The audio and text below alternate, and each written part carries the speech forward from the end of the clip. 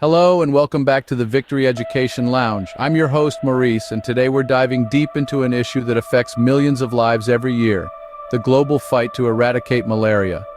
This episode, part 22 in our malaria series, will focus on the key players, organizations, and initiatives that are driving the mission to end malaria for good. But before we get started, don't forget to hit that like button, subscribe to our channel, and leave a comment below to share your thoughts or experiences. I'd love to hear what you think about these initiatives and what solutions you believe could be the game changers in the global fight against malaria. Ever wondered who is leading the charge in the global fight to eradicate malaria? Malaria, an age-old disease, continues to wreak havoc in many parts of the world, especially in sub-Saharan Africa, Southeast Asia, and parts of Latin America. Despite being preventable and treatable, it claims nearly 500,000 lives each year, with children under 5 being the most vulnerable. But fear not, the world isn't sitting idle. A global effort is underway to eradicate this disease, and today, we're going to delve into the key players and initiatives leading this charge. From international organizations to private foundations, these entities are working tirelessly to turn the tide against malaria. They are investing in research, enhancing prevention methods, and improving treatments to ensure a world free of malaria. So are you ready to learn more about these champions in the fight against malaria? Join us as we uncover the organizations that are making a real difference. Our first key player is the World Health Organization, the United Nations Specialized Agency for Health. The WHO is at the forefront of combating malaria on a global scale. It provides a strategic framework for countries to follow, setting international standards for malaria treatment and prevention, which have proven crucial in managing the disease. The WHO also offers technical support and helps countries build robust health systems, equipping them with the tools to fight malaria.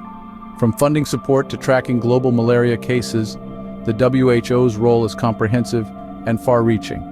However, it's not all smooth sailing. The WHO faces its share of challenges. One of the primary issues is the bureaucratic hurdles that can slow down progress.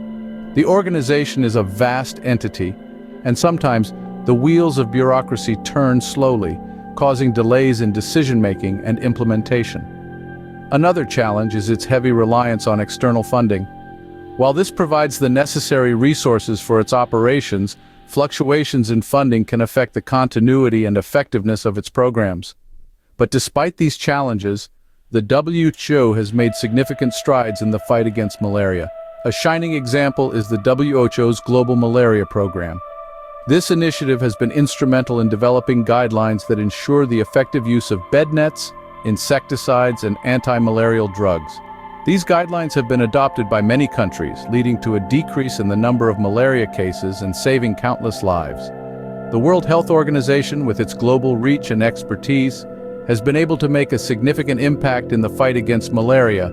It champions the cause, unites nations, and provides a roadmap to a malaria-free world.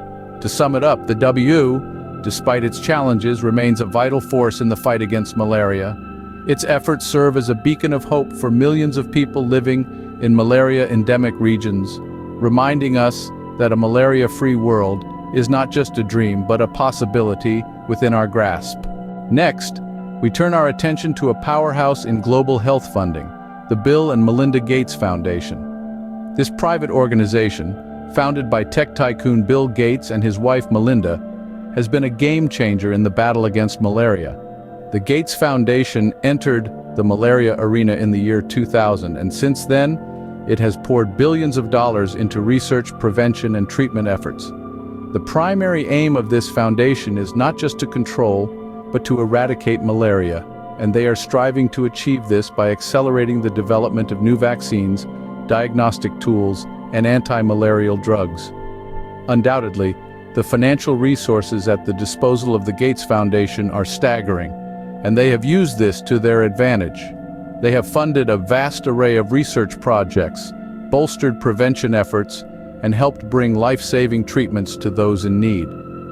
Their focus on innovation is particularly noteworthy as they are continually seeking out and supporting novel approaches to tackling malaria. The Gates Foundation also plays a crucial role in fostering collaboration. They have been instrumental in bringing together public-private partnerships, uniting governments, businesses, and other health organizations in a shared mission to conquer malaria. However, it's not all smooth sailing. Critics argue that private foundations, such as the Gates Foundation, have too much influence over global health policy. They contend that these private entities might skew priorities based on their interests. Additionally, despite the huge investments, progress can be slow and is often met with setbacks. One of the most significant initiatives that the Gates Foundation has embarked on is their malaria strategy. This strategy has supported the development of the RTS vaccine, the first malaria vaccine shown to provide partial protection against malaria in young children. This vaccine is now being piloted in several African countries, a promising step forward in the battle against this devastating disease. With their substantial resources and commitment to innovation, the Gates Foundation continues to push the boundaries in the fight against malaria. Our third key player is a unique partnership between governments, civil society, and the private sector, the Global Fund to Fight AIDS, Tuberculosis, and Malaria. Established in 2002, the Global Fund has become a cornerstone of international efforts against these three deadly diseases, with malaria being a significant area of focus. This organization is a beacon of hope, providing over half of all international financing for malaria programs. It's a dynamic, flexible alliance that works with partners worldwide to support large-scale prevention, treatment, and care programs. Its collaborative approach is aimed at strengthening health systems in malaria-endemic countries, ensuring that bed nets, insecticides, rapid diagnostic tests, and treatment options reach those who need them most. By funding these essential tools, the Global Fund is making strides to protect vulnerable communities from the devastating effects of malaria. But like any substantial endeavor, the Global Fund's mission is not without its challenges. The organization's reliance on voluntary contributions means funding levels can vary, leading to uncertainty for ongoing programs. Some regions also face difficulties in fully utilizing the funds due to challenges in governance and absorptive capacity. However, the Global Fund's achievements in fighting malaria are nothing short of remarkable. For instance, between 2002 and 2020, the Global Fund has distributed over 1.3 billion mosquito nets, provided over 800 million anti-malarial treatments, and diagnosed and treated over 400 million cases of malaria. These numbers speak volumes about the impact the Global Fund has had and the lives it has touched. Despite funding uncertainties, the Global Fund's collaborative approach plays a crucial role in malaria control efforts worldwide. Its commitment to reducing the global burden of malaria, along with its unique ability to bring together a diverse range of partners, makes it a key player in the global fight against this devastating disease. As we move forward, the work of the Global Fund will remain vital to achieving a malaria-free world. These key players, each with their unique strengths and challenges, are at the forefront of the global fight to eradicate malaria. The World Health Organization sets the global standards and provides essential technical support, while the Bill and Melinda Gates Foundation invests billions into innovative research and development.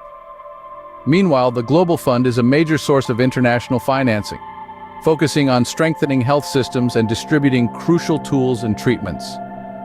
Each player, though different in their approach, is vital in this mission. Their strategies, from setting global standards to funding research and strengthening health systems, are all pieces of the larger puzzle in combating this devastating disease. Despite the challenges they face, their work has already led to significant progress in reducing the impact of malaria worldwide.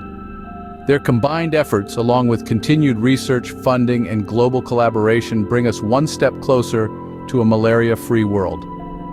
Before we wrap up, I want to emphasize that while we've covered a lot of ground today, there's still so much to learn about malaria. This video is just another step on our journey to understand and combat this disease.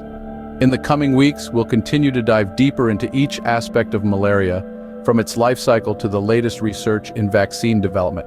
If you're passionate about making a difference, I invite you to support the fight against malaria by visiting United to Beat Malaria.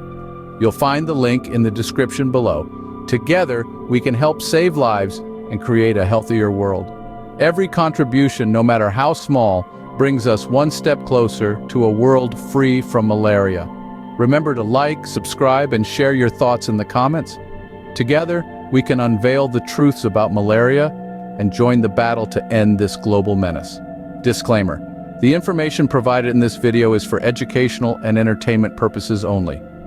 Any health-related decisions should be discussed with a licensed physician. Always seek the advice of your doctor or other qualified health provider with any questions you may have regarding a medical condition.